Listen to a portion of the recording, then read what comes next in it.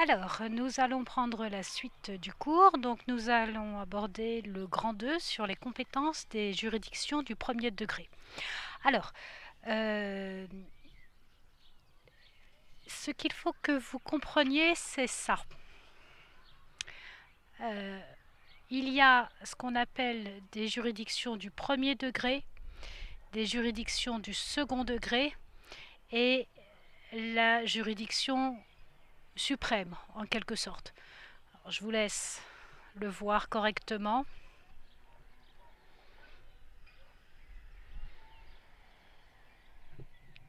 Voilà. Bon, vous avez le temps de le recopier tranquillement.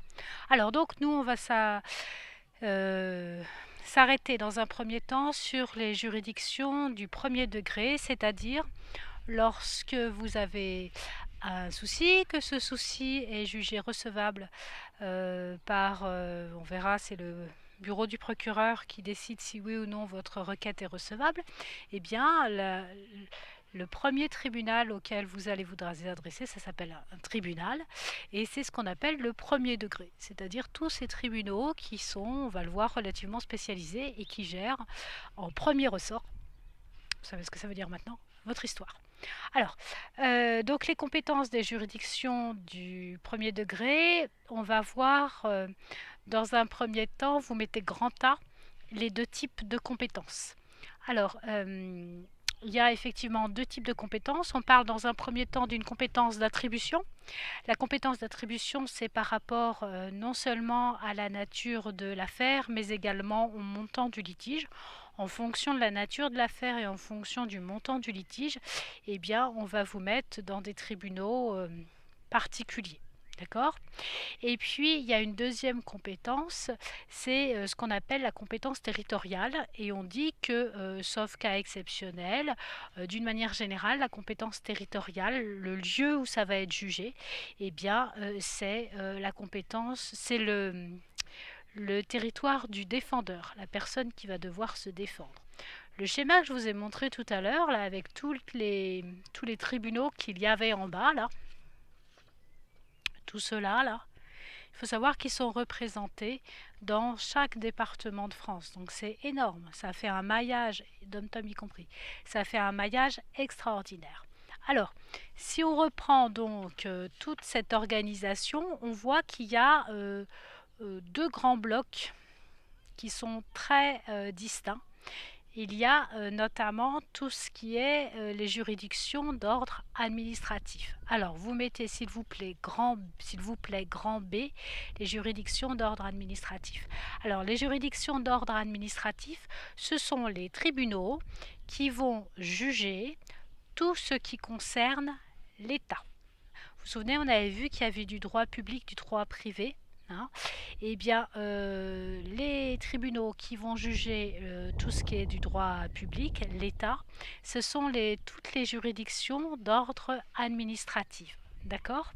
Alors, dès l'instant où vous avez une action dirigée contre une personne administrative, on va se retrouver. Donc, il y a en premier ressort le tribunal administratif.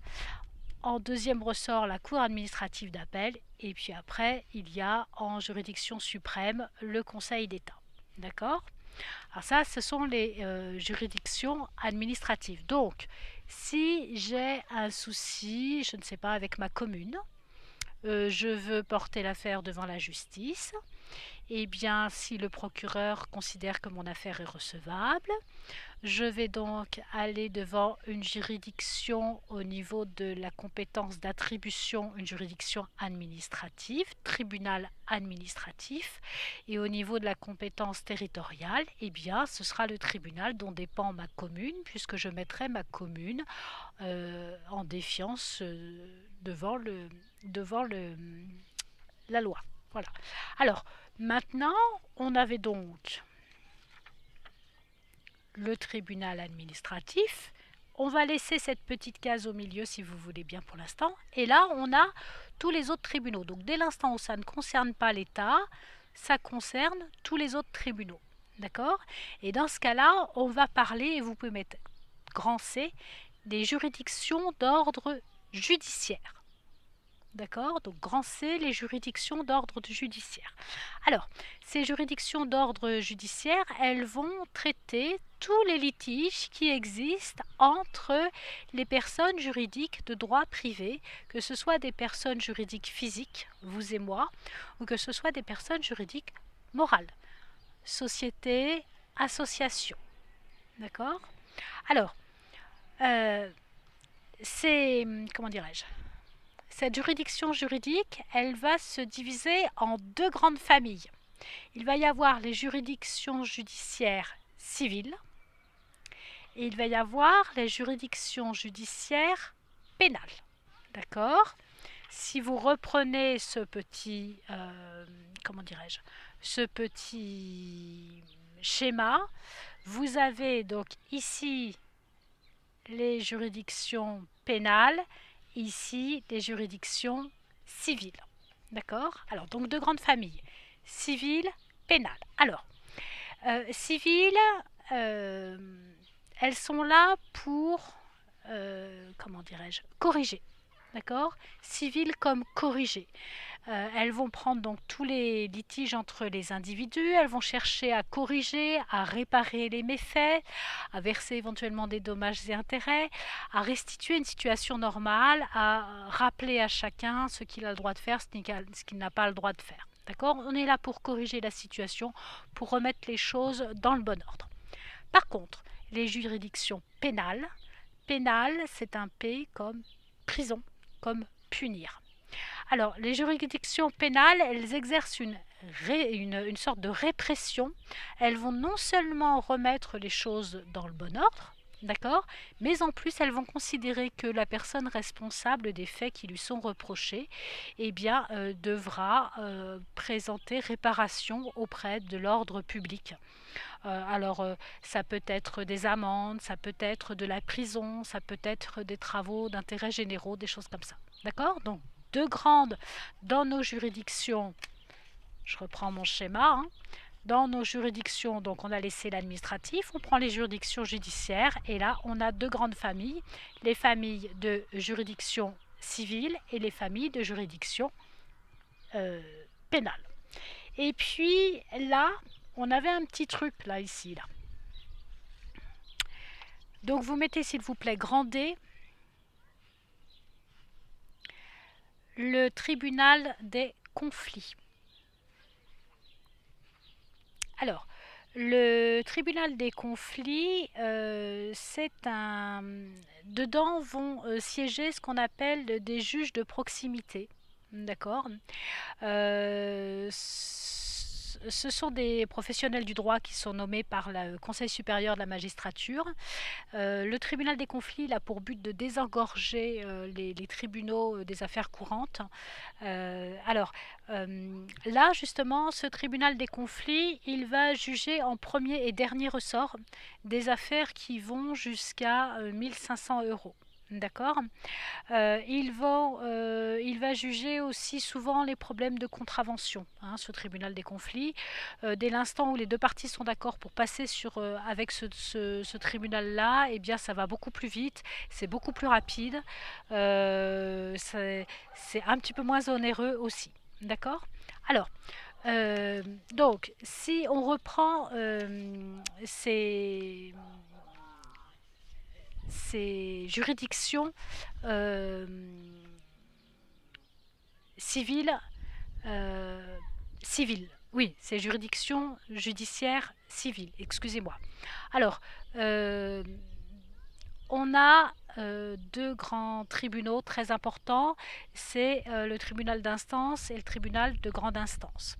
Alors, le tribunal d'instance et le tribunal de grande instance, je vais vous laisser chercher par vous-même la valeur financière à partir de laquelle on bascule du tribunal d'instance vers le tribunal de grande instance. Mais le tribunal d'instance et le tribunal de grande instance vont traiter tous les litiges d'ordre judiciaire civil qui ne font pas partie des autres. D'accord? Donc instance, grande instance.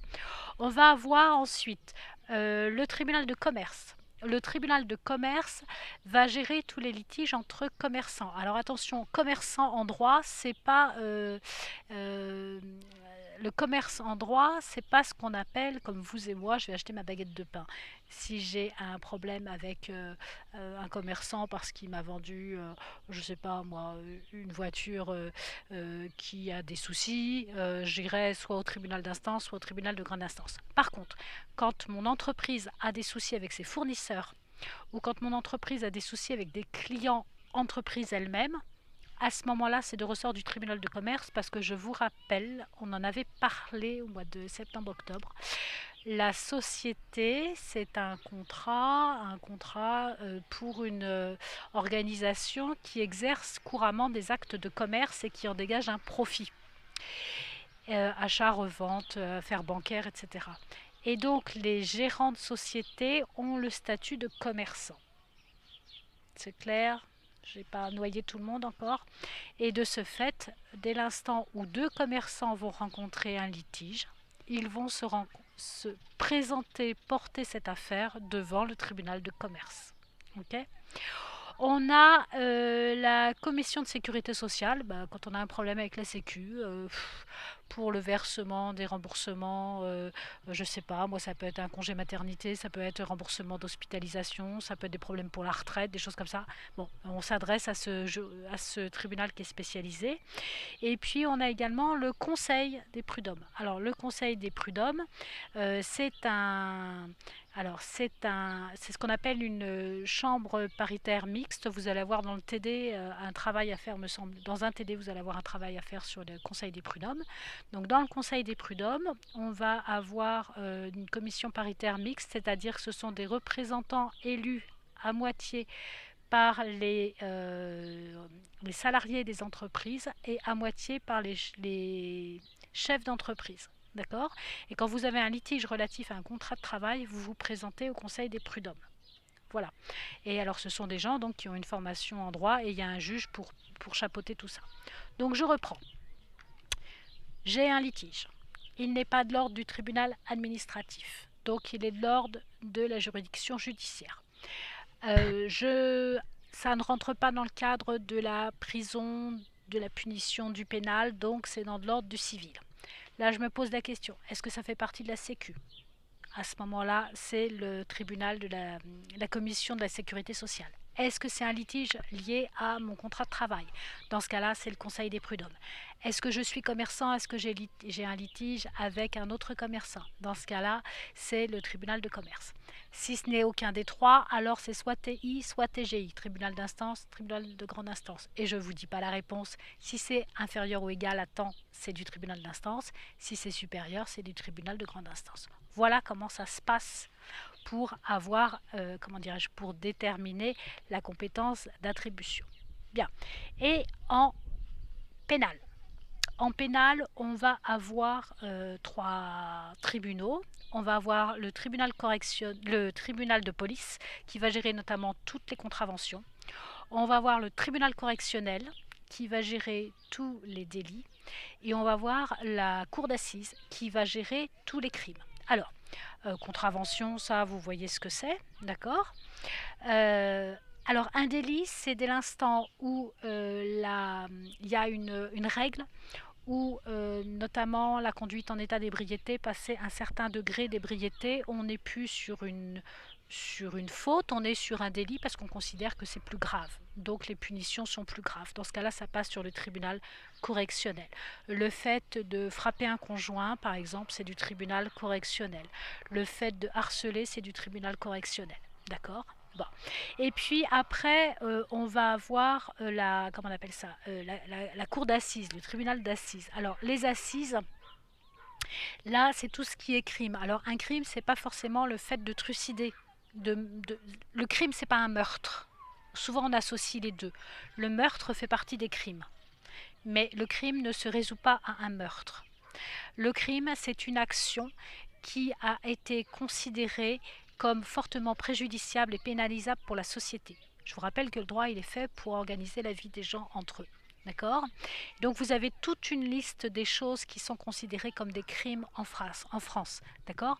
Le fait d'escroquer par exemple des gens à grande échelle, la grosse escroquerie, c'est un crime et on n'a tué personne. Hein, on a simplement détourné de l'argent de manière éhontée. D'accord? Donc dans ce cas-là, on a la cour d'assises. Et la particularité de la cour d'assises, c'est que c'est un tribunal qu'on va dire populaire, c'est-à-dire qu'on va avoir les magistrats, comme d'habitude, et en plus, on va avoir des jurés d'assises. D'accord? Et je vais vous refaire une vidéo spécifique sur les jurés d'assises. Merci.